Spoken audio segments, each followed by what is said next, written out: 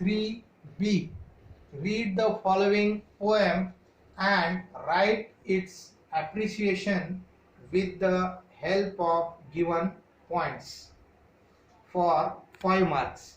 हा प्रश्न जो आहे तो तुम्हाला या प्रश्नामध्ये एक पोएम दिलेली असणार आहे. ती पोएम लक्षात घ्या.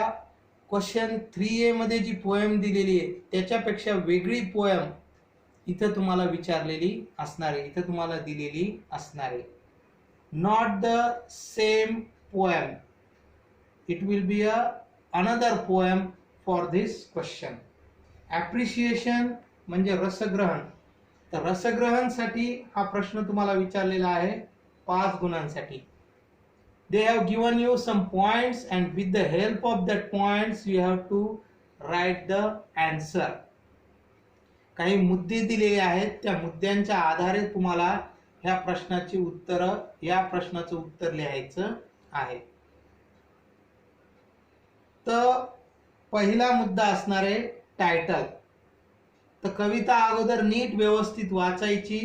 They will give you the poem, title and the poet. We have to read it very carefully, the title, poem and the poet, and then you have to give the answer. The first point is title. Title म्हणजे शीर्षक.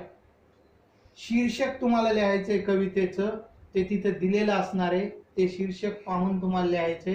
त्याच्यासाठी असणार आहे half marks, अर्धा गुण. दुसरा मुद्दा आहे नेम ऑफ द पोएट, कवीचं नाव. त्याच्यासाठी तुम्हाला आहे हाफ मार्क्स, अर्धा गुण. कवीचं नाव लिहायचंय, त्याच्यासाठी अर्धा गुण आहे. तिसरा मुद्दा आहे rhyme scheme for 1 marks. Rhyme scheme तुम्हाला लिहायची त्या दिलेल्या ओळींची.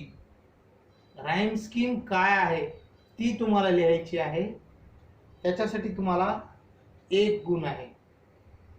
चौथा मुद्दा आहे फिगर ऑफ स्पीच.